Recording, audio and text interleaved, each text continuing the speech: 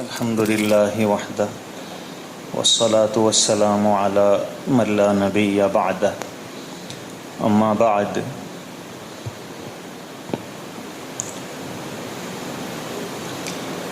قال الله عز وجل أعوذ بالله من الشيطان الرجيم بسم الله الرحمن الرحيم قل للمؤمنين يغضوا من أبصارهم ويحفظوا فروجهم ذلك أزكى لهم إن الله خبير بما يصنعون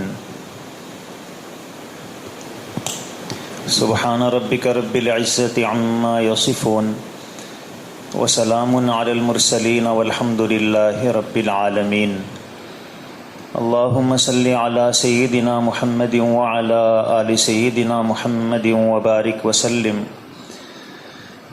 اللهم صل على سيدنا محمد وعلى آل سيدنا محمد وبارك وسلم اللهم صل على سيدنا محمد وعلى آل سيدنا محمد وبارك وسلم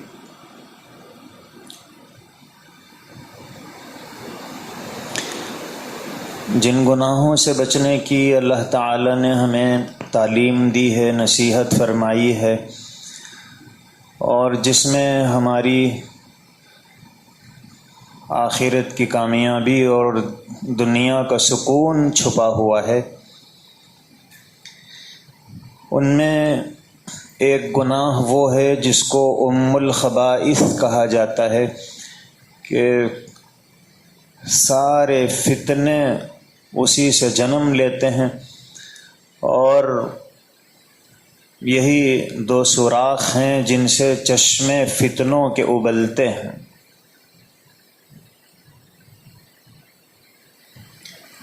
اور وہ ہے نگاہوں کا غلط استعمال۔ اللہ نے قرآن کریم میں فرمایا قل للمؤمنین، آپ ایمان والوں سے کہہ دیجئے یغضوا من ابصارہم، وہ اپنی نگاہوں کو نیچی رکھیں۔ ادب سکھایا گیا کہ ادب یہ ہے بندے کے لیے کہ وہ اللہ کے حکم کو مانے، اور اللہ نے جس کو ناجائز کہا ہے اس سے پرہیز کرے۔ اللہ نے کہا کہ یہ جائز نہیں ہے تو بندے کا کام ہے کہ اس کو مان لے۔ یغضوا من ابصارہم وَيَحْفَظُوا فُرُوجَهُمْ، اور اپنی شرمگاہوں کی حفاظت کریں۔ اللہ نے اس میں بتلایا کہ نگاہ کی حفاظت یہ ابتدا ہے، اور شرمگاہ کی حفاظت یہ اس کی انتہا ہے۔ یغضوا من ابصارہم، اپنی نگاہوں کی حفاظت کریں۔ وَيَحْفَظُوا فُرُوجَهُمْ، جب نگاہوں کی حفاظت کریں گے تو شرمگاہوں کی حفاظت ہوگی۔ شروعات نگاہ سے ہوتی ہے۔ ذالک ازکیٰ لہم، اللہ نے اس میں تنبیہ فرمائی ہے کہ یہی ان کے حق میں بہتر ہے۔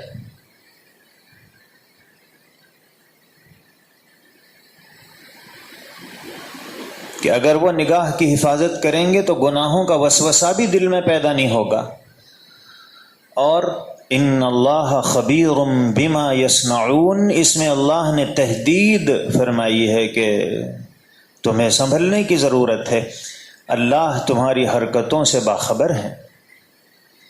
بندہ اس وقت غلطی کرتا ہے جب اسے یہ محسوس ہوتا ہے کہ مجھے کوئی دیکھ نہیں رہا ہے، اور جب اس کے دل میں یہ خیال آ جائے کہ میں کسی کی نگرانی میں ہوں تو پھر احتیاط پیدا ہو جاتی ہے۔ ان اللہ خبیر بما یصنعون، جب وہ باخبر ہے جو تم کر رہے ہو، غافل نہیں ہے، تو پھر وہ نافرمانوں سے کیسے نمٹنا چاہیے اچھی طرح جانتا ہے۔ امام غزالی رحمۃ اللہ علیہ نے فرمایا نصیحت کرتے ہوئے ثم علیک وفقک اللہ، اللہ تمہیں توفیق نصیب فرمائے، تم پر لازم ہے، وفقک اللہ و ایانا، اللہ تم کو اور ہم کو توفیق نصیب فرمائے، بحفظ العین، نگاہوں کی حفاظت کی۔ فإنما سبب كل آفة وفتنة، یہ ہر فتنے اور آفت کا ذریعہ ہے۔ اللہ کے رسول صلی اللہ علیہ وسلم فرماتے ہیں غضوا ابصارکم واحفظوا فروجکم، اپنی نگاہوں کی حفاظت کرو اور اپنی شرمگاہوں کی حفاظت کرو۔ اللہ کے رسول صلی اللہ علیہ وسلم نے فرمایا النظر سہم مسموم من سہام ابلیس، یہ جو نظر ہے یہ شیطان کے تیروں میں سے زہر آلود تیر ہے۔ ایک تیر وہ ہوتا ہے جس کے اوپر زہر لگا ہوا نہیں ہے، وہ بھی نقصان پہنچاتا ہے، لیکن تیر کے اوپر اگر زہر لگا کر پھر کسی کو نشانہ بنا کر اس کے جسم میں پیوست کر دیا جائے تو پھر تیر بھی زخمی کرتا ہے اور وہ زہر بھی اسے موت کے گھاٹ تک پہنچا دیتا ہے۔ تو اللہ کے نبی صلی اللہ علیہ وسلم فرمایا کہ یہ جو نگاہ بد نگاہی ہے یہ خالی تیر نہیں ہے، یہ زہر سے بجھا ہوا تیر ہے، اتنا نقصان دہ۔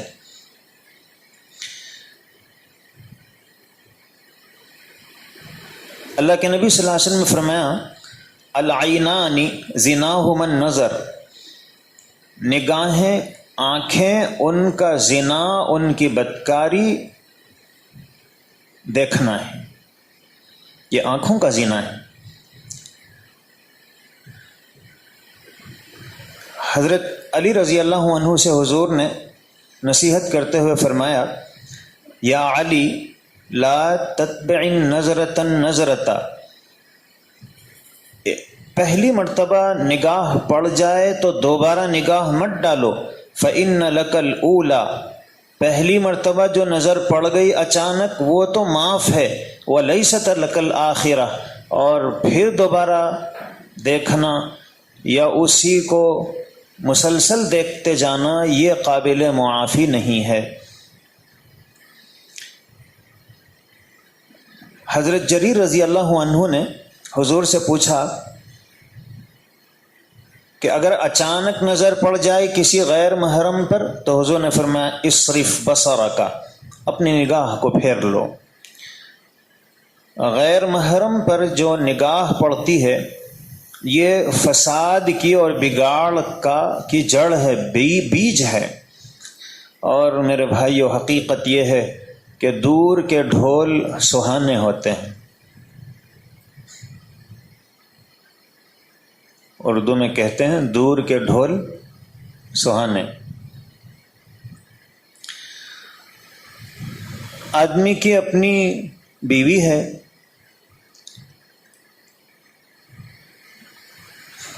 لیکن باہر چلتی پھرتی لڑکیاں اور عورتیں اسے بھلی لگتی ہیں، اچھی لگتی ہیں۔ لوگ کہتے ہیں کہ گھر کی مرغی دال برابر،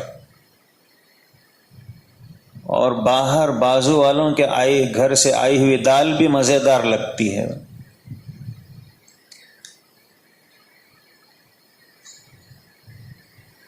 تو باہر چلتی ہوئی پھرتی ہوئی عورتیں کیا اچھی ہیں، ہماری اماں کیا دیکھ کے لائی کہ کیا ہے کہ یہ اجاڑ صورت کی اٹھا کے لائی۔ اور جو باہر جو عورتیں پھر رہی ہیں ان کے شوہروں کا بھی یہی خیال ہے، جو خیال ہمارا اپنا ہے یہی خیال ان کے شوہروں کا بھی ہے۔ تو اسی کو اردو میں کہتے ہیں دور کے ڈھول سہانے۔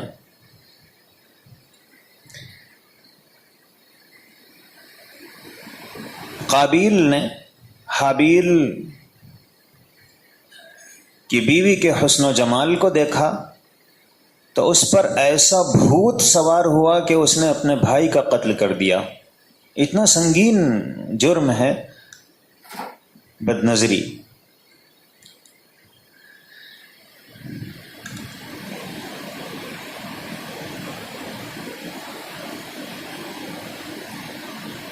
اللہ کے رسول صلی اللہ علیہ وسلم فرماتے ہیں ما من مسلم ينظر الى محاسن المرأة اول مرة جب کوئی مسلمان کسی عورت کی طرف پہلی مرتبہ نظر ڈالتا ہے ثم یغض بصرہ، لیکن فوراً اپنی نگاہ کو پھیر لیتا ہے، اچانک نظر پڑی نگاہ ہٹا لی، الا احدث اللہ له عبادۃ، اللہ کے نبی صلی اللہ علیہ وسلم فرماتے ہیں کہ اللہ اسے ایسی عبادت کی توفیق عطا فرمائیں گے یجد حلاوتها، جس کی حلاوت اور مٹھاس کو وہ محسوس کرے گا، اللہ اس کے بدلے اسے ایسی عبادت کی توفیق عطا فرمائیں گے۔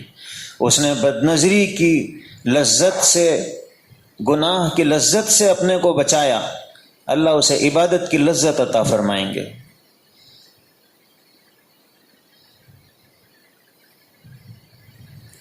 اللہ کے نبی صلی اللہ علیہ وسلم نے فرمایا من ترکہا من مخافتی، اللہ فرماتے ہیں کہ جو میرے ڈر سے کسی غیر محرم کی طرف نگاہ سے اپنے کو بچا لے، کہ اللہ کا خیال آیا اور اس نے اپنی نظر ہٹا لی، تو اللہ فرماتے ہیں ابدلتہ ایمانا، میں اس کے بدلے اسے ایسا ایمان دوں گا یجد حلاوتہ فی قلبہ، جس کی مٹھاس اور حلاوت کو وہ اپنے دل میں محسوس کرے گا۔ یہ جو بدنظری کا گناہ ہے کہ غیر محرم عورتوں کی طرف، لڑکیوں کی طرف نظر، اس سے آدمی کبھی سیر نہیں ہوتا ہے۔ استسقاء کا جو مریض ہے اس کو کتنا ہی پانی پلایا جائے اس کی پیاس ہی نہیں بجھتی، بس جتنا پانی پلانا ہو پلاؤ، پیاس بجھنے کا سوال ہی نہیں ہے۔ تو ایسے ہی یہ جو بدنظری کا مرض ہے، ایک عورت کو دیکھیں گے، دوسری کو، تیسری کو، سکون ہو جائے گا، جتنا دیکھتے جائیں گے مرض اتنا ہی بڑھتا جائے گا، اس سے کبھی انسان کو سیری نہیں ہوتی ہے۔ اس دریا میں ساری زندگی بہتے رہیں گے تب بھی کنارے پر نہیں پہنچیں گے، یہ دریا ختم نہ ہونے والا ہے۔ بدنظری کے گناہ سے جوان ہی نہیں، بوڑھے بھی محفوظ نہیں رہتے ہیں۔ یہ ایسا مرض ہے جو کسی کو نہیں چھوڑتا ہے۔ جوانی سے زیادہ وقت پیری جوش ہوتا ہے، بھڑکتا ہے چراغ صبح جب خاموش ہوتا ہے، کہ چراغ رات بھر نارمل طریقے پر جلتا ہے، لیکن جب تیل ختم ہونے والا ہے تو اس وقت وہ بھڑکتا ہے، تو آدمی بڑھاپے کی منزلوں میں پہنچتا ہے تو یہ چراغ سحری ہے جو اب بجھنے والا ہے، تو اس سے پہلے بھڑکتا ہے۔ تو ہمیں اپنی زندگی کی ہر عمر میں اس گناہ سے بچنے کی کوشش کرنا ہے، اللہ توفیق نصیب فرمائے۔ بدنظری کا جو گناہ ہے اس سے ایک نقصان یہ ہوتا ہے کہ آدمی کا حافظہ کمزور ہو جاتا ہے، ذہن کمزور، باتیں یاد نہیں رہتی ہیں، اور دوسرا اس کا نقصان یہ ہوتا ہے کہ آدمی ایک نہ ایک دن ذلیل ہو جاتا ہے، اور تیسرا ہے کہ برکت ختم ہو جاتی ہے۔ ایک وقت تھا کہ مٹی کو ہاتھ لگاتے تو سونا بن جاتا تھا، اور اب سونے کو ہاتھ لگاتے ہیں مٹی بن جاتی ہے، برکت ختم۔ شیطان پر امید ہو جاتا ہے ایسے آدمی سے،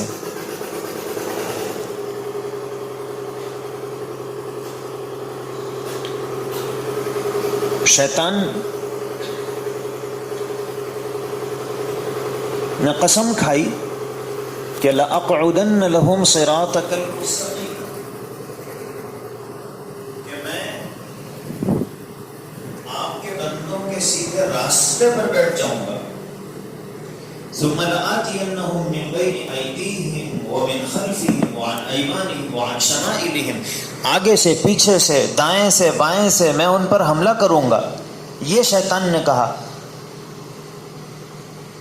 لیکن جب آدمی نگاہ کو نیچے کر لیتا ہے تو شیطان نیچے سے حملہ نہیں کر سکتا ہے، یہ نیچے والی جگہ محفوظ ہے، اس نے یہ نہیں کہا نیچے سے بھی حملہ کروں گا،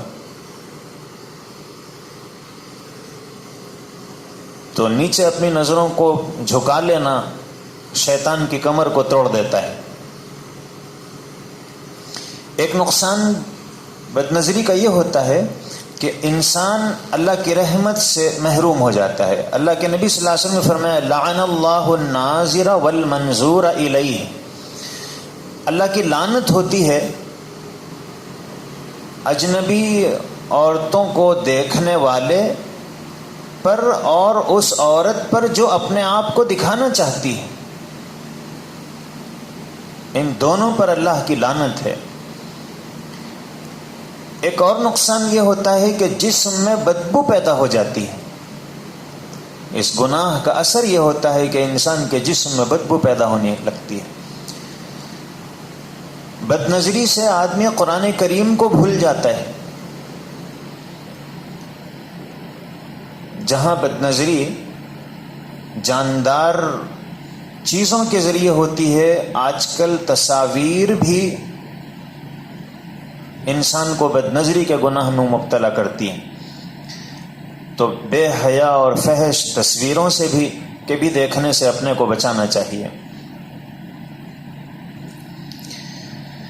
ایک آدمی نے کہا کہ ہم تو خوبصورت چہروں کو دیکھ کر اللہ کی قدرت کو پہچانتے ہیں کہ اللہ نے کتنا حسین چہرہ پیدا کیا۔ حضرت حکیم الامت مولانا اشرف علی تھانوی رحمۃ اللہ علیہ حکیم الامت تھے، اور حکیم الامت، حکیم کہتے ہیں مرض کو پہچان کر اس کا علاج کرنے والے کو، تو ان کو حکیم الامت کہا جاتا ہے۔ انہوں نے کہا کہ آپ اللہ کی قدرت کو دیکھ کر اللہ کو پہچانتے ہیں کہ اللہ نے کیا خوبصورت چیز بنائی، اللہ کی کیا قدرت ہے عظیم۔ انہوں نے فرمایا کہ کیا تم کبھی اپنی ماں کی شرمگاہ کو بھی اس نیت سے دیکھنا پسند کرتے ہو کہ اللہ کی کتنی بڑی قدرت، کیسی چیز اللہ نے بنائی؟ کیا آدمی اس کو پسند کرتا ہے؟ ظاہر ہے کہ اس کو کوئی پسند نہیں کرے گا۔ تو حضرت نے فرمایا کہ پھر جیسے اس کو دیکھنا انتہائی معیوب اور گھناؤنی چیز ہے اور یہ اللہ کی قدرت کے پہچاننے کا راستہ نہیں ہے، ایسے ہی تمہارے دل میں یہ جو خیال آیا یہ شیطانی وسوسہ ہے۔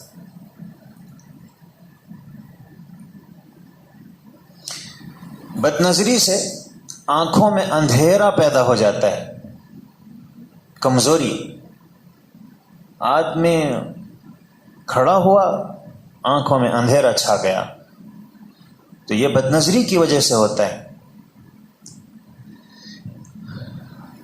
پاک دامن آدمی کی آنکھوں میں نور ہوتا ہے، اور بد نظری میں مبتلا انسان کی آنکھوں میں اندھیرا پن رہتا ہے۔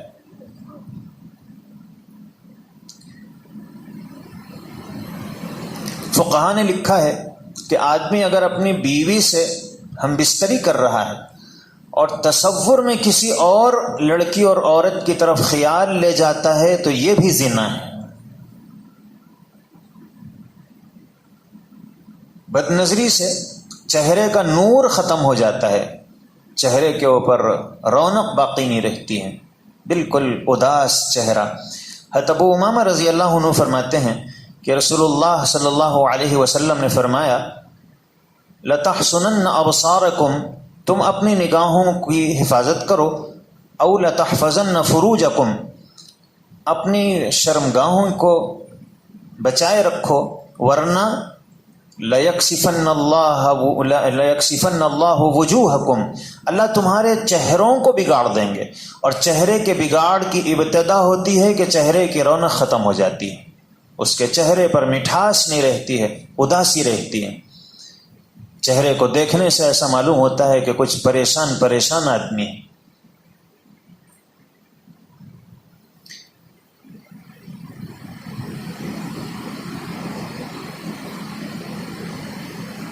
اللہ تعالیٰ بد نظری سے بچنے پر ایک انعام یہ عطا فرماتے ہیں کہ جتنی مرتبہ انسان بری نظر سے اپنے کو بچاتا ہے، اللہ اتنی مرتبہ قیامت میں اپنا دیدار اس کو کرائیں گے کہ میرے بندے نے غلط لذت کو دیکھنے سے اپنے کو بچایا، اب میں اسے حقیقی لذت دوں گا۔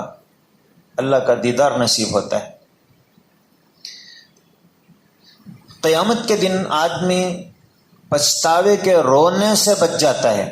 چنانچہ حضرت ابو ہریرہ رضی اللہ عنہ کہتے ہیں کہ رسول اللہ صلی اللہ علیہ وسلم نے فرمایا کہ ہر آنکھ قیامت کے دن روئے گی، کوئی قیامت کے دن رونے سے بچ نہیں سکتا ہے، الا عین غصت عن محارم اللہ، سوائے اس آنکھ کے جس نے جو نامحرموں سے جس نے اپنے کو بچایا۔ اور اللہ کے رسول صلی اللہ علیہ وسلم فرماتے ہیں جو اللہ کے راستے میں جاگی، وہ عین خرج منہا مثل رأس الذباب من خشیت اللہ، اور وہ آنکھ جس سے اللہ کے خوف سے مکھی کے برابر بھی آنسو نکل پڑے۔ یہ تین نیکیاں وہ ہیں جس سے انسان قیامت کے دن رونے سے بچ جائے گا۔ ایک، غیر محرم کی طرف نگاہ ڈالنے سے اپنے کو بچانا، دوسرے اللہ کے راستے میں چوکیداری، اور تیسرے اللہ کے خوف سے رونا۔ یہ چیز انسان کو گناہ سے بچا لیتی ہے، اور کل قیامت میں پچھتاوے کے رونے سے وہ بچ جائے گا۔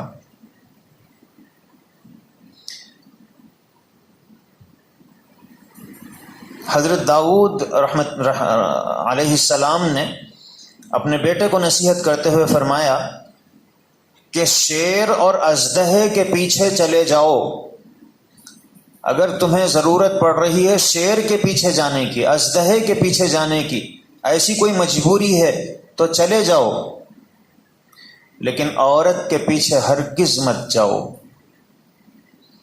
اس لیے کہ شیر کے پیچھے جاؤ گے تو زیادہ سے زیادہ یہ ہوگا کہ تمہاری جان چلی جائے گی، اور کسی غیر محرم لڑکی اور عورت کے پیچھے جاؤ گے تو تمہارے ایمان ہی کے چھن جانے کا ڈر ہے کہ کہیں ایمان ہی نہ چلا جائے۔ حضرت یحییٰ علیہ السلام سے کسی نے پوچھا کہ زنا کی ابتدا کہاں سے ہوتی ہے، تو انہوں نے فرمایا کہ آنکھوں سے۔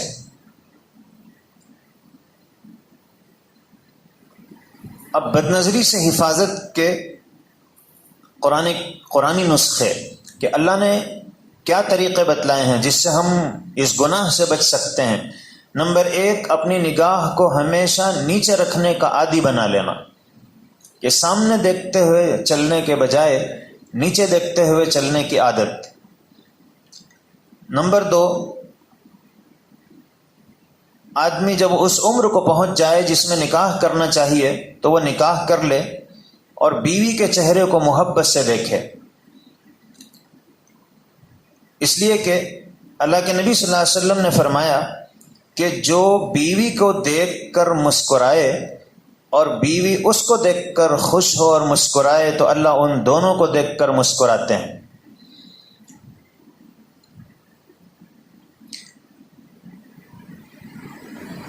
نمبر 3، آدمی ذکر کا عادی اپنے کو بنائے۔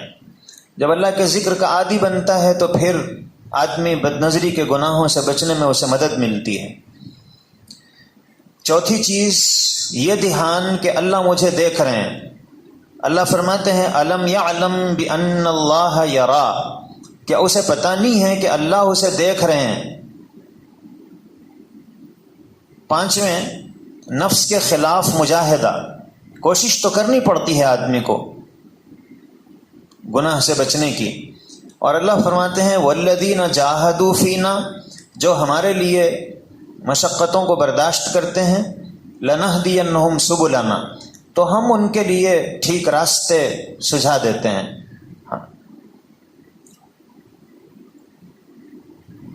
چھٹواں طریقہ یہ ہے کہ یہ سوچے کہ میری آنکھیں اللہ کی امانت ہیں، اللہ کی دی ہوئی امانت ہے، اگر میں اس میں خیانت کروں گا، امانت رکھوانے والے نے جس نیت سے رکھوایا ہے اس کے خلاف استعمال کروں گا، تو جو امانت رکھوانے والا ہے وہ بعد میں پھر میرے پاس امانت نہیں رکھوائے گا۔ آپ کے پاس کسی نے کوئی چیز امانت رکھوائی اور آپ نے اس کی صحیح حفاظت نہیں کی، اس کی مرضی کے خلاف استعمال کیا، دوبارہ وہ امانت آپ کے پاس رکھائے گا؟ بالکل نہیں رکھائے گا۔ اللہ نے دنیا میں ہمیں آنکھیں دی ہیں اور ہم اللہ کی مرضی کے خلاف اسے استعمال کر رہے ہیں، کل قیامت میں اللہ آنکھوں سے محروم کر دیں گے۔ چنانچہ اللہ نے فرمایا کہ کل قیامت میں کتنے ہی لوگ اندھے اٹھائے جائیں گے حالانکہ دنیا میں بینا تھے، تو یہ سزا ہے۔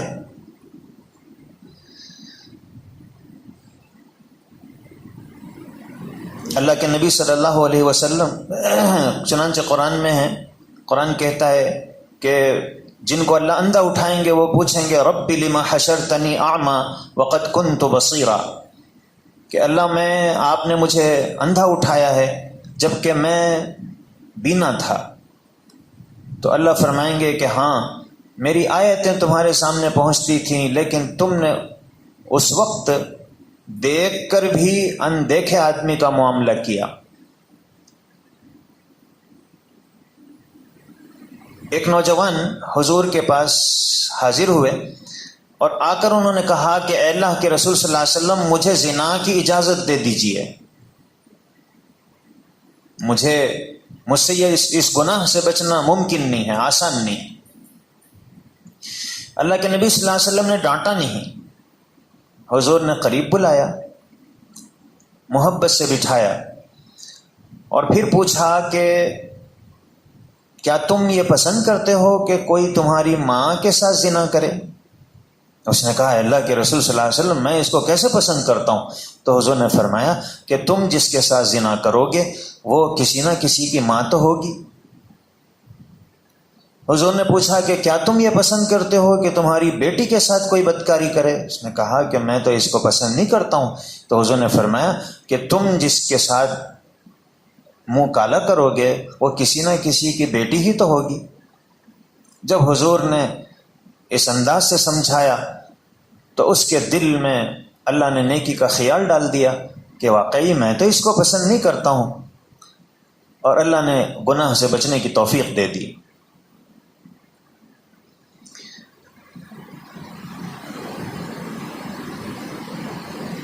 بدنظری کے گناہ سے بچنے کا ایک طریقہ یہ ہے کہ ہم اللہ سے ہی دعائیں کریں، اللہ مجھے اس گناہ سے بچائیے۔ آپ بچائیں گے، بچنا آسان ہو جائے گا۔ بدنظری جہاں ہوتی ہے ان موقعوں سے بھی اپنے کو بچانا چاہیے۔ مخلوط محفلیں ہیں، مرد عورتوں کا اکٹھا مجمع ہے، وہاں اپنے آپ کو لے جانے سے بچنا چاہیے، ایسی جگہوں سے بھی بچنا چاہیے۔ کسی کا دروازہ کھٹکھٹائیں تو دروازے کے سامنے کھڑے نہ ہوں، بازو ہٹ کر کھڑے ہوں، اس لیے کہ جیسے ہی دروازہ کھولے تو کسی پر نگاہ پڑ گئی۔ اپنے گھر میں بھی داخل ہو رہے ہیں تو داخل ہوتے وقت کھنکار کر سلام کر کے آہستہ جانا چاہیے تاکہ کوئی غیر محرم عورت ہے تو وہ وہاں سے ہٹ جائے۔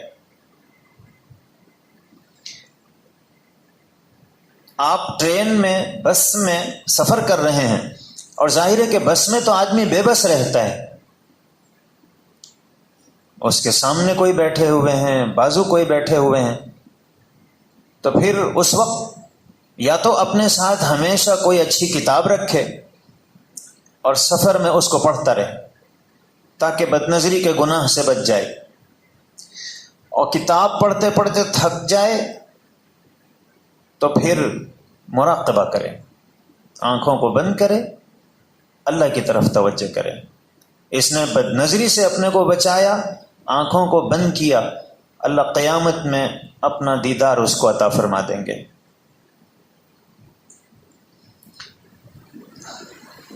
طریقہ یہ ہے بد نظری سے بچنے کے نسخوں میں کہ آدمی اپنی بیوی کو خوش رکھے، تو اللہ اسے توفیق عطا فرما دیتے ہیں نظروں کی حفاظت کی بھی۔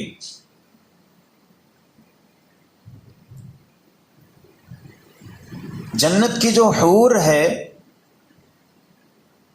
اس کی خوبیوں کا تصور کرے کہ جنت میں جو حور ملے گی وہ ایسی ہوگی ایسی ہوگی، تو جب اس کی خوبیاں سامنے رہیں گی تو پھر یہ سامنے والی تو اس کے کوئی بھی حیثیت باقی نہیں رہتی۔ علامہ ابن قیم رحمۃ اللہ علیہ فرماتے ہیں کہ جزائے عمل من جنس العمل، اللہ تعالیٰ جو بدلہ عطا فرماتے ہیں وہ اسی عمل کی جنس کا ہوتا ہے۔ چنانچہ جب آدمی بد نظری کے گناہ سے بچے گا تو اللہ تعالیٰ اس کو اپنے دیدار کی نعمت عطا فرمائیں گے، اور جتنی مرتبہ بچے گا اللہ اتنی مرتبہ اس کو اپنا دیدار عطا فرمائیں گے۔ بچنے کے نسخوں میں ایک نسخہ یہ ہے کہ آدمی جیسے ہی کوئی اجنبی عورت نظر آئے تو اپنی ماں اور بیٹی کا تصور کرے کہ اگر یہ میری ماں ہوتی یا میری بیٹی ہوتی اور میری طرح کوئی اسے دیکھنے کی کوشش کرتا تو مجھے کتنا خراب لگتا۔ تو مجھے بھی چاہیے کہ میں دوسروں کی ماؤں اور بیٹیوں سے اپنی نظر کو ہٹاؤں۔ یہ سوچے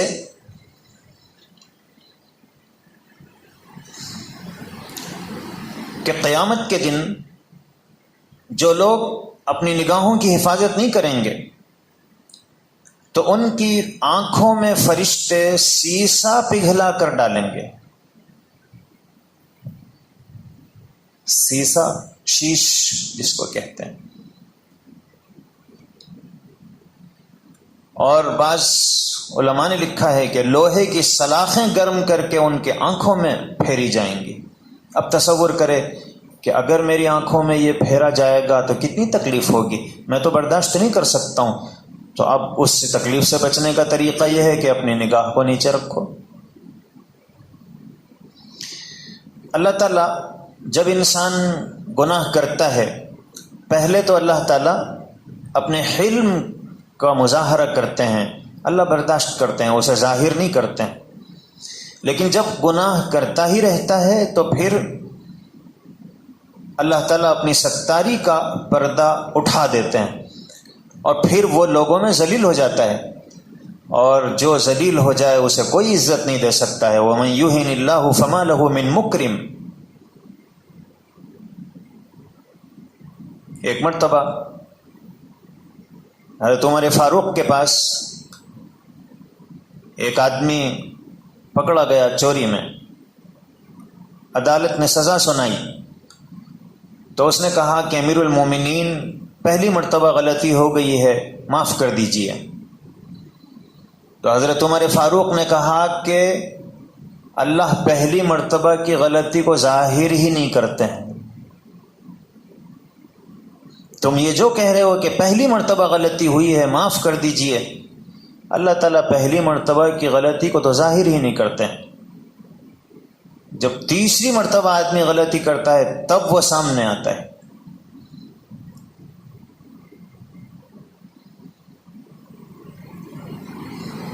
بد نظری سے بچنے کے لیے آدمی اپنے نفس سے مناظرہ کرے۔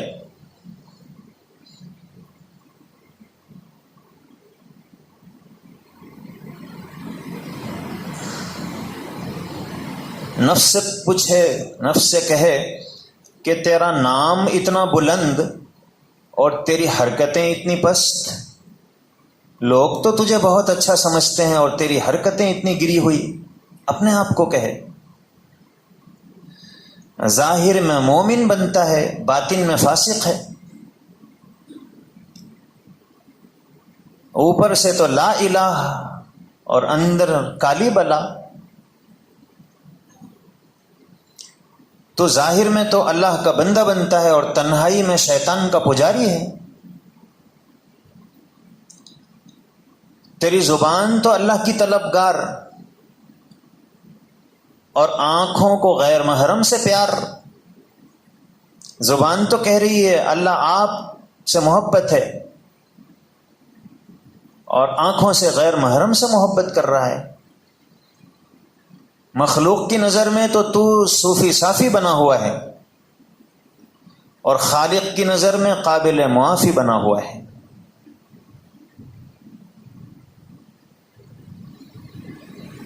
ظاہر میں تو سنت سجی ہوئی ہے اور باطن میں شہوت بھری ہوئی ہے.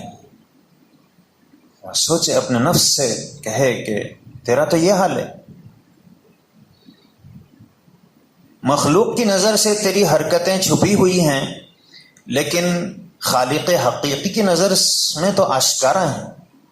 اللہ تو دیکھ رہے ہیں. ظاہر میں جنت کا طالب اور حقیقت میں جہنم کا طالب بنا ہوا ہے.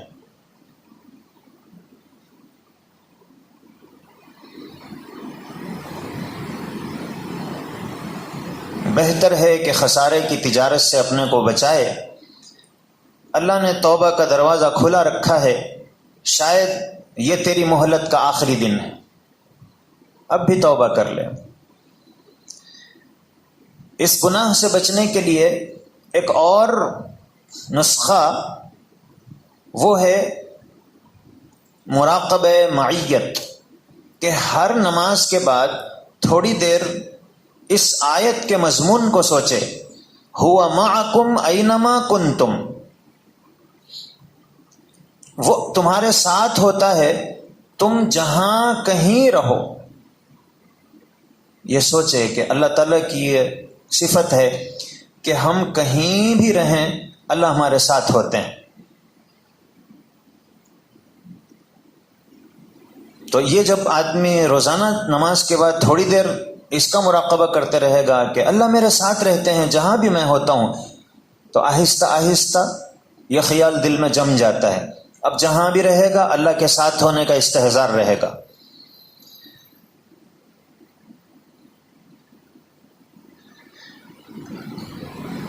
اچھا، بعض لوگ کہتے ہیں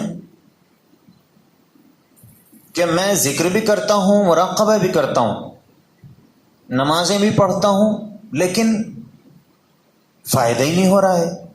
بد نظری کے گناہ سے حفاظت ہی نہیں ہو رہی ہے. تو ذکر سے، مراقبے سے، نمازوں سے، عبادتوں سے کچھ فائدہ ہی نہیں ہو رہا ہے زندگی میں. اب بھی وہی عادتیں، اب بھی وہی خیالات. حقیقت یہ ہے کہ گناہ کا خیال ہی نہ آئے اور آدمی بچ جائے، یہ کون سا کمال؟ ایک آدمی اندھا ہے، وہ کہتا ہے کہ میں کسی غیر محرم کو نہیں دیکھتا ہوں. وہ یہ کون سا کمال؟ جس کے پاس دیکھنے کی طاقت ہے پھر وہ کہہ رہا ہے کہ میں بچتا ہوں، تو یہ ہے کمال کی چیز. تو گناہ کا خیال آ رہا ہے، اس کے باوجود وہ بچ رہا ہے، تو اس پر ثواب ہے. یہ ہے کمال. حضرت مولانا اشرف علی تھانوی رحمۃ اللہ علیہ کی خدمت میں ایک صاحب نے اپنے حالات لکھا کہ شہوانی خیالات کا ہر وقت دل پر استیلا رہتا ہے. دل میں ہمیشہ شہوانی نفسانی خیالات کا ہجوم رہتا ہے. نامحرموں کو بری نظر سے دیکھنے میں ذرا بھی باک نہیں کہ بس اس گناہ میں ہمیشہ میں مبتلا رہتا ہوں. تو حضرت حکیم الامت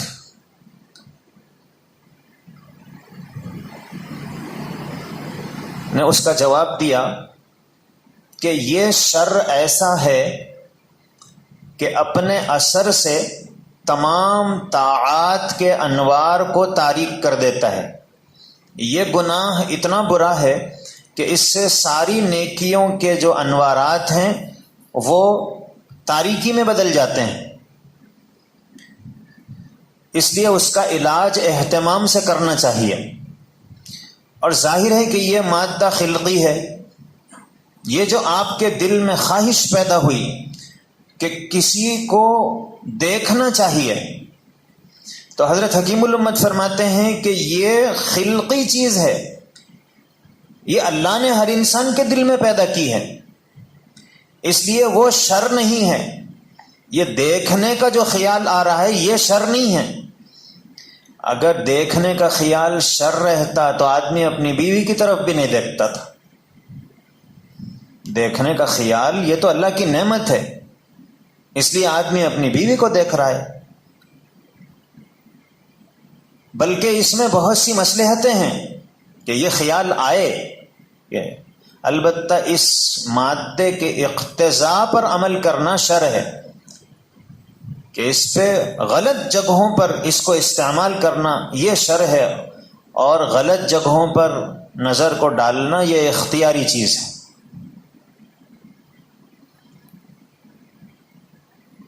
یہ انسان کے اختیار میں ہے، خیال کا آنا یہ انسان کے اختیار میں نہیں ہے، یہ تو اللہ کی نعمت ہے۔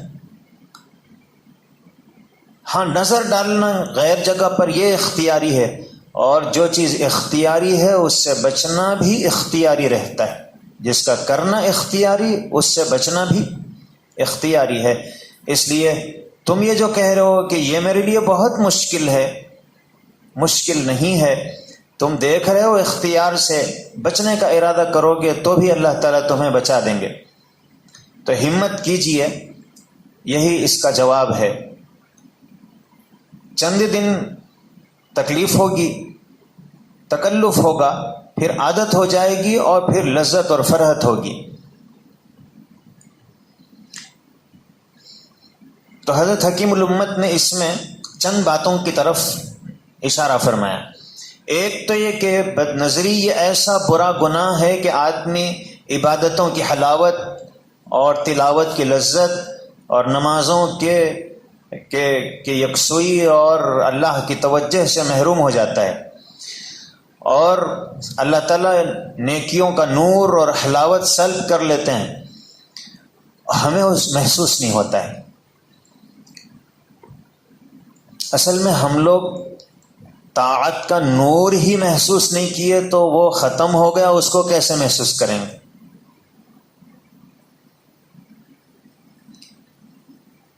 ہم تو دیکھتے ہیں پہلے جیسے تھے ویسے ہی ہیں۔ حضرت مولانا یعقوب صاحب رحمۃ اللہ علیہ دارالعلوم دیوبند کے پہلے صدر مدرس گزرے ہیں، بڑے نیک انسان۔ ان کا واقعہ لکھا ہوا ہے کہ ایک روز وہ کسی کی دعوت میں چلے گئے اور وہاں انہوں نے کھانا کھا لیا۔ انہیں یہ معلوم نہیں تھا کہ یہ جس کے گھر میں دعوت ہے اس کی آمدنی حرام ہے۔ انہوں نے سوچا کہ ایک مسلمان نے دعوت دی، وہ دعوت میں شریک ہو گئے۔ بعد میں پتہ چلا کہ اس کی آمدنی مشکوک ہے۔ فرماتے ہیں کہ اس دعوت کا یہ اثر تھا کہ کافی عرصے تک کھانے کی ظلمت دل میں محسوس ہوتی تھی، اور کافی دنوں تک خراب خیالات آتے رہے اس ایک مرتبہ کے کھانے کی وجہ سے، اور ناجائز کاموں کی طرف طبیعت مائل ہوتی رہی۔ تو جن لوگوں کے دل پاک صاف ہوتے ہیں تو انہیں ذرا سا دھبا بھی محسوس ہوتا ہے۔ کپڑے بالکل وائٹ اور صاف ستھرے ہیں، تھوڑا سا بھی دھبا لگایا تو دور سے نظر آتا ہے، اور جس کے کپڑے ہی کالے ہیں اس پر دھبے لگے تو نظر آئیں گے۔ تو ہمارا من کالا ہو چکا ہے، اس لیے بد نظری کا گناہ بھی کرتے ہیں تو اس کا اثر ہوا یہ ہمیں محسوس نہیں ہوتا ہے۔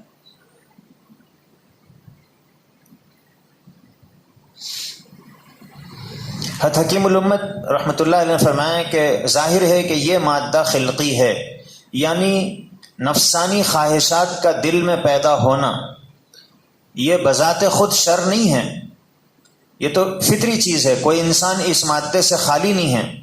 بلکہ اس مادے سے انسان کا خالی ہونا عیب ہے۔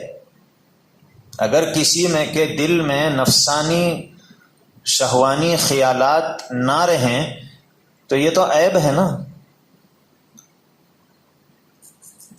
اس میں تو بہت ساری مصلحتیں ہیں۔ ساری دنیا کا جو نظام چل رہا ہے اسی جذبے کی وجہ سے چل رہا ہے۔ یہ جو ہزاروں انسان دنیا میں نظر آ رہے ہیں اسی جذبے نے تو ان کو وجود بخشا ہے۔ عالم کا نظام اس سے قائم ہے۔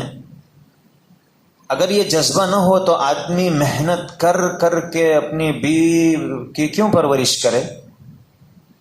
دن رات محنت کر رہا ہے اور وہ بولے یہ چاہیے، بولے بالکل ضرور آپ کے لیے نہیں تو اور کس کے لیے لائیں گے۔ تو آدمی ہر ایک کو تو اتنی خوشی سے اپنی ہر چیز نہیں دیتا ہے،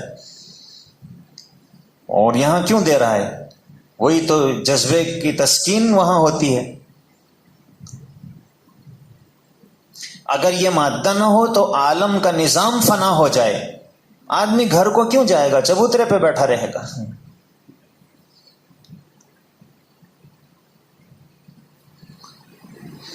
البتہ اس مادے کے ناجائز اقتضاء پر عمل کرنا یہ شر ہے۔ چنانچہ اللہ کے رسول صلی اللہ علیہ وسلم نے فرمایا کہ جب آدمی اپنی بیوی سے اپنی جائز خواہش کو پورا کرتا ہے تو اللہ اس پر بھی اسے ثواب عطا فرماتے ہیں۔ تو صحابہ نے پوچھا کہ اللہ کے نبی صلی اللہ علیہ وسلم یہ تو انسان اپنی خواہش کو پورا کر رہا ہے، کیا اس پر بھی ثواب؟ تو حضور نے فرمایا کہ اگر وہ اس خواہش کو ناجائز جگہ پورا کرتا تو گناہ نہیں ہوتا تھا۔ تو جب ناجائز جگہ پر اس خواہش کو پورا کرنا گناہ ہے تو اس کو جائز جگہ اس کو پورا کرنا یہ نیکی ہے۔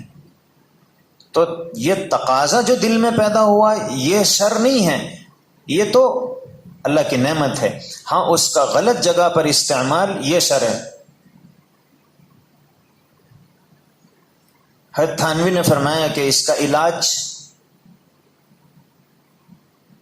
فرمایا کہ اس کے علاج کے لیے کوئی ایسا نسخہ نہیں ہے کہ وہ نسخہ گھول کر پلا دیا جائے، کہ یہ نسخہ لکھ دیا گیا ہے، یہ پلیتا ہے، آپ اس کو پانی میں دھوئیے اور پی لیجئے، بچ جائیں گے، اور اس کے دل میں گناہ کا کوئی تقاضا پیدا نہیں ہوگا۔ نہ کوئی ایسا وظیفہ ہے، نہ کوئی ایسی چیز ہے کہ پڑھ کر پھونک دی جائے اور پھر شہوت کا تقاضا دل میں نہ ہو۔ اس لیے کہ پہلے یہ بتا دیا کہ یہ جو مادہ ہے یہ بذات خود شر نہیں ہے۔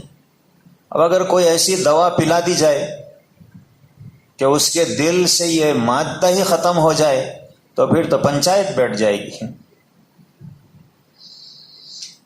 تو اس لیے ایسا کوئی نسخہ نہیں ہے کہ دل سے یہ خیال ختم ہو جائے۔ ہاں اس پر عمل کرنا یہ آدمی کے اختیار میں ہے، اور آدمی اپنے اختیار ہی کو استعمال کر کے اس سے بچ سکتا ہے۔ اور جو بھی کام اختیاری ہوتا ہے اس میں ہمت کی ضرورت پڑتی ہے۔ آدمی ہمت کرے، ہمت سے کام لے، اللہ اس کی مدد فرماتے ہیں۔ بعض مرتبہ یہ سمجھ میں آتا ہے کہ یہ کام میرے لیے چھوڑنا بہت مشکل ہے،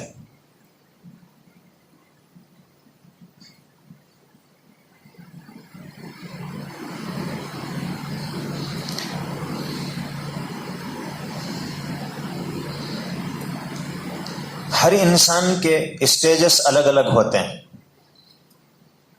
جب کسی چیز کی عادت ہو جاتی ہے تو اس کا چھوڑنا تھوڑا سا مشکل ہوتا ہے۔ ایک آدمی ہے اسے پان کی عادت نہیں،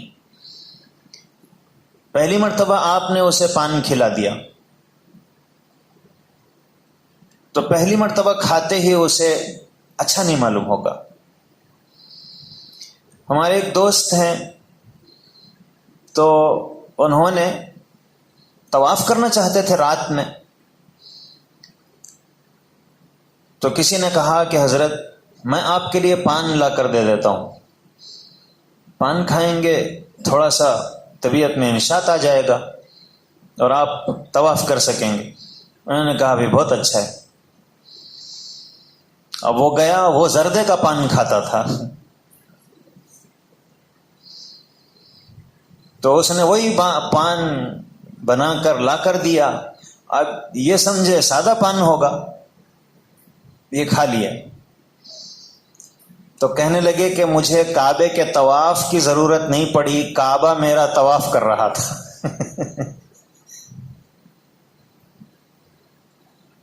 ایسی گھماری چکر کہ ایسا محسوس ہو رہا تھا کہ کعبہ ہی میرا طواف کر رہا ہے. تو آدمی پہلی مرتبہ کھائے گا، چکر آئے گی، الٹی ہوگی. اگر اسی دن اس سے کہا جائے آئندہ بالکل نہیں کھانا، بولے توبہ. بچنا آسان، عادت نہیں ہوئی. لیکن اسی دن نہ چھوڑے، دوسرے دن پھر آپ نے اسے پھر وہ پانی کھلایا، تو اس دن بھی تکلیف ہوگی، لیکن پہلے دن کی اتنی نہیں ہوگی. اور پھر اس کے بعد رفتہ رفتہ اب وہ تکلیف کم ہونا شروع ہوتی ہے، اور اس کا مزہ اب اس کو لگنا شروع ہوتا ہے. جس سے چکر آ رہی تھی اسی کی چکر میں رہتا ہے کہ بس پان چاہیے. کھانے پہ اتنے پیسے نہیں خرچ کرتا ہے جتنا پان پہ کر دیتا ہے. اور ایک وقت آتا ہے چھٹی نہیں منہ سے یہ کافر لگی ہوئی، اب تو چھوڑنا مشکل ہو جاتا ہے. تو اب ظاہر ہے کہ تمباکو کا استعمال کیا زندگی کے لیے اتنا ضروری ہے کہ اس کا چھوڑنا مشکل ہے؟ ایسا نہیں ہے. مگر چونکہ عادت ہو گئی ہے اس لیے پہاڑ جیسا معلوم ہوتا ہے اگر کہا جائے کہ مت کھاؤ. اور روزے میں آدمی صبح سے شام تک نہیں کھا رہا ہے، پتہ چلا بچنا چاہے تو بچ سکتا ہے، اس لیے کہ صبح سے شام تک تو اس نے نہیں کھایا ہے. کیا ہوا؟ چکر آئی.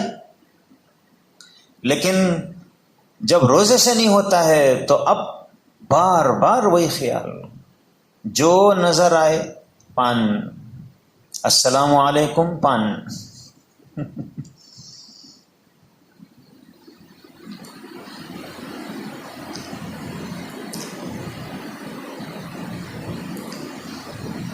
قہوہ جو ہے پہلی مرتبہ اگر کسی کو پلایا جائے اتنا کڑوا ہوتا ہے کہ لوگ ایک آدھ گھونٹ لے کے چھوڑ دیں گے. پہلے سوچیں گے قہوہ، اوف کیا.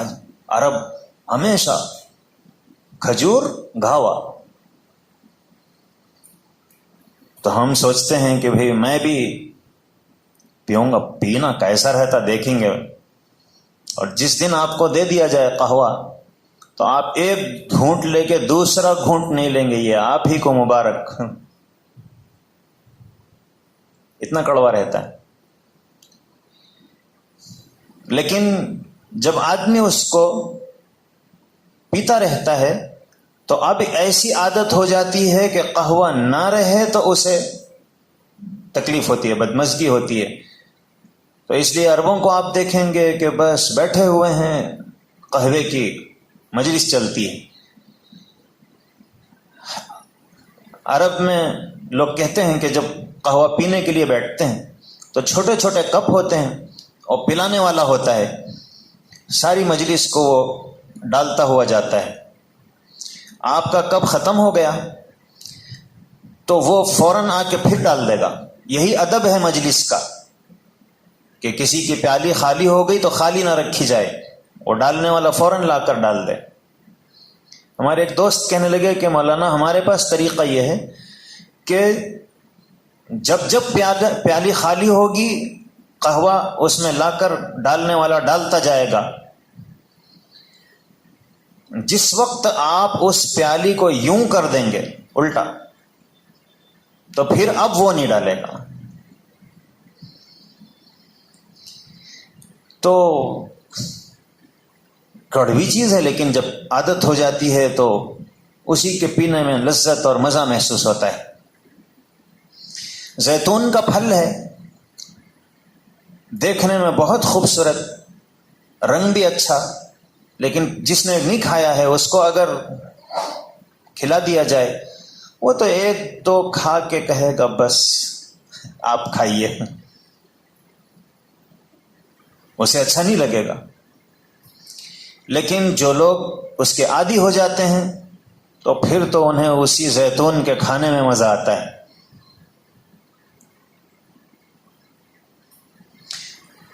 تو بہرحال عادت جب کسی چیز کی ہو جاتی ہے تو وہ خراب بھی ہے تو اچھی معلوم ہوتی ہے، اور آدمی کو یہ سمجھ میں آتا ہے کہ مجھے یہ چھوڑنا بہت مشکل ہے۔ لیکن سوال یہ ہے کہ آدمی اس عادت میں جو مبتلا ہوا وہ بھی تو اپنے اختیار سے ہوا، تو جس چیز کا کرنا اختیار میں ہے اس کا چھوڑنا بھی اختیار میں ہے۔ اور جیسے وہ اچانک عادت نہیں ہوئی، آہستہ آہستہ ہوئی، ایسے ہی چھوڑنے کی جب کوشش کریں گے تو آہستہ آہستہ چھوٹ جائے گی۔ عادت بھی اچانک نہیں ہوئی کہ ایک سیکنڈ میں آپ پان کے عادی ہو گئے، ایک سیکنڈ میں آپ گھاوا پینے کے عادی ہو گئے، ایسا نہیں ہوگا۔ رفتہ رفتہ عادت ہوتی ہے تو چھوٹنا بھی رفتہ رفتہ ہوتا ہے۔ حضرت تھانوی نے ایک خوبصورت مثال دی کہ جب آدمی کو کسی چیز کی عادت ہو جاتی ہے یا اس کی بیماری وہ لت پڑ جاتی ہے تو اسی کے کرنے میں مزہ آتا ہے، حالانکہ وہ نقصان کی چیز ہے۔ ایک آدمی کے جسم پر خارش ہو گئی تو اب اس کو کھجانے میں مزہ آتا ہے، وہ کھجا کھجا کے پورا خون نکل رہا ہے، لیکن اس کو کھجانے میں ہی مزہ آ رہا ہے۔ ڈاکٹر کہتا ہے دوا استعمال کرو، لگاؤ، کھجاؤ مت۔ اب یہ بولتا ہے ڈاکٹر صاحب یہ میرے سے نہیں ہو سکتا ہے، مت کھجاؤ، یہ نہیں ہو سکتا ہے، اتنا مزہ آ رہا ہے کھجانے میں اور آپ کہہ رہے ہیں کہ مت کھجاؤ، اور برداشت نہیں ہو رہا ہے، اتنی کھجلاہٹ کہ اب بغیر کھجائے کے سمجھ میں نہیں آ رہا۔ تو ایسے ہی جب کسی بری چیز کی عادت پڑ جاتی ہے تو وہ بغیر کیے سمجھ میں نہیں آتا ہے، جیسا خارش کے مریض کو سمجھ میں نہیں آ رہا ہے، لیکن ہمت کرے، کھجلا رہا ہے مگر یہ کنٹرول کر رہا ہے، کھجا نہیں رہا ہے، تو چند مرتبہ تقاضا پیدا ہوتا ہے کھجانے کا، لیکن اس نے کنٹرول کیا تو پھر آہستہ آہستہ وہ کھجانے کی خواہش کم ہو جاتی ہے اور پھر مریض صحت مند ہو جاتا ہے۔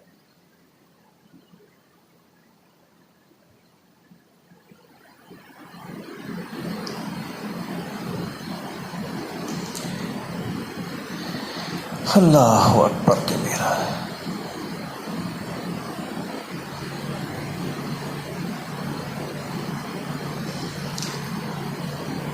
بدنگاہی سے بچنے میں یہ چیز بھی معاون بنتی ہے کہ آدمی یہ سوچے کہ اس نگاہ کے مرض سے میری صحت متاثر ہوگی، اور بدنگاہی سے بچوں گا صحت ٹھیک رہے گی۔ آدمی اندر ہی اندر گھلتا چلا جاتا ہے بدنگاہی کے مرض سے، اور بچے گا اللہ صحت عطا فرمائیں گے۔ دوسرے بچوں گا تو میں اپنے اندر پیدا ہونے والی ایک خواہش کو اللہ کو راضی کرنے کے لیے قربان کر رہا ہوں، اللہ خوش ہو جائیں، اللہ ناراض نہ ہو۔ جب کسی کو کسی سے محبت ہوتی ہے تو اس کے لیے اپنی خواہشات کو کچلنے میں بھی اسے مزہ آتا ہے۔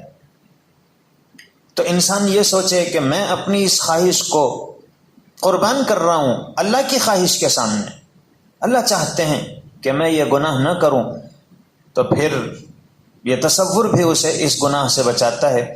جان دی ہوئی اسی کی تھی، حق تو یہ ہے کہ حق ادا نہ ہوا، کہ اللہ نے دی ہے نعمت، اسی کے لیے اس کو قربان کیا جائے۔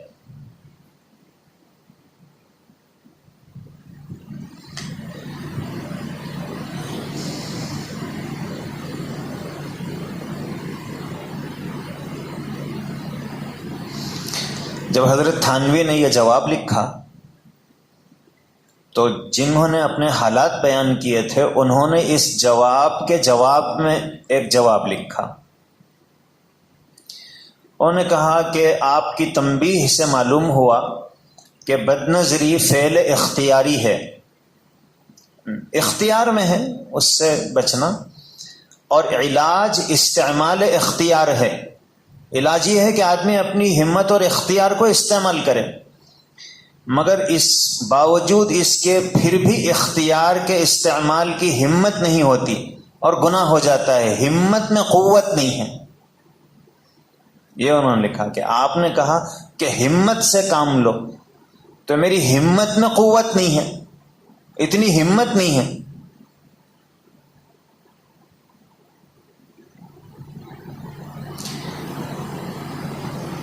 غالب نے کہا ہے جانتا ہوں ثواب طاعت و زہد، کہ اللہ کی اطاعت میں، فرما برداری میں اور دنیا کے زیب و زینت سے بچنے میں ثواب ہے. یہ معلوم ہے مجھے کہ غلط کاموں سے بچنے میں ثواب ہے، اچھے کاموں کے کرنے میں ثواب ہے. جانتا ہوں ثواب طاعت و زہد، پر طبیعت ادھر نہیں آتی، بس جی ہی نہیں چاہتا ہے کرنے کے لیے، ورنہ تو معلوم تو ہے کہ یہ اچھا کام.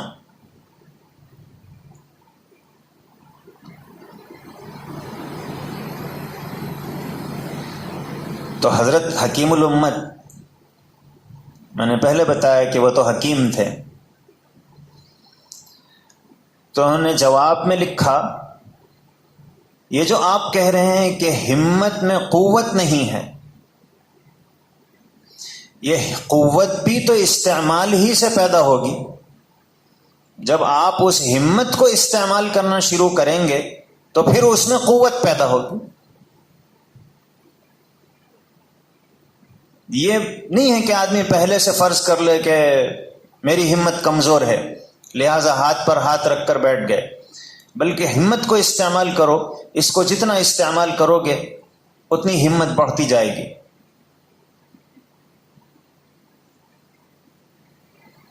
دنیا کی اکثر چیزیں ایسی ہیں کہ ان کو جتنا استعمال کرتے ہیں اس کے استعمال کے نتیجے میں وہ آہستہ آہستہ کمزور ہوتی ہیں. گاڑی ہے، اس کو جتنا استعمال کریں گے وہ اتنی کمزور ہوتی جائے گی اور آخر میں جا کے ٹھپ ہو جائے گی. گھر کو جتنا استعمال کریں گے ایک دن آئے گا کہ وہ بوسیدہ ہو جائے گا. کپڑے کو جتنا استعمال کریں گے وہ پرانا ہوگا، آخر میں پھٹ جائے گا. لیکن بعض چیزیں اللہ تعالیٰ نے ایسی بنائی ہیں کہ ان کو جتنا استعمال کریں گے اس کی طاقت میں اتنا اضافہ ہوتا ہے. جیسے حافظہ، کہ آپ جب چیزوں کو یاد کرنے کی جتنی محنت کرتے رہیں گے اتنا آپ کا حافظہ طاقتور ہوتا جاتا ہے.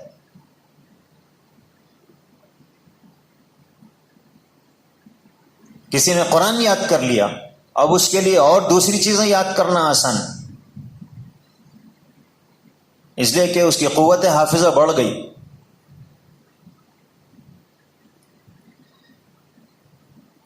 ہاتھ ہے، آپ اس کو جتنا استعمال کریں گے اتنی قوت بڑھتی ہے. اسی لیے تو فالج کے مریض کو ڈاکٹر کیا کہتا ہے؟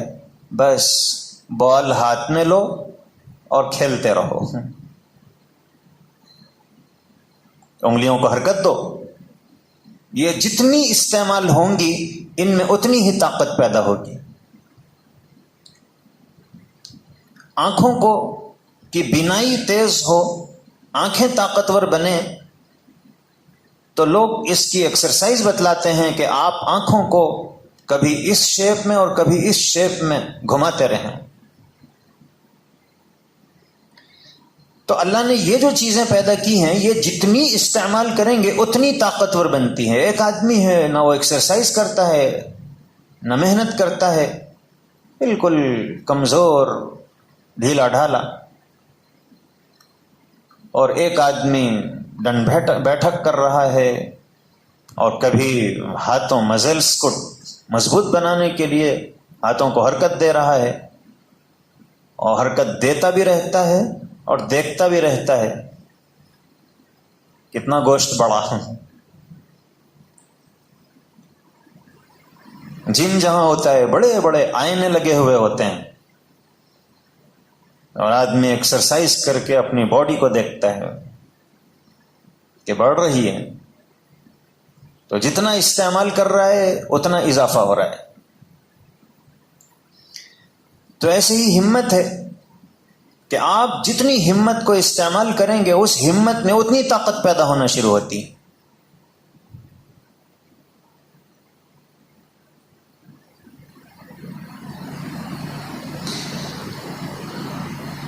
اللہ مجھے آپ کو عمل کی توفیق نصیب فرمائے اور اس خطرناک گناہ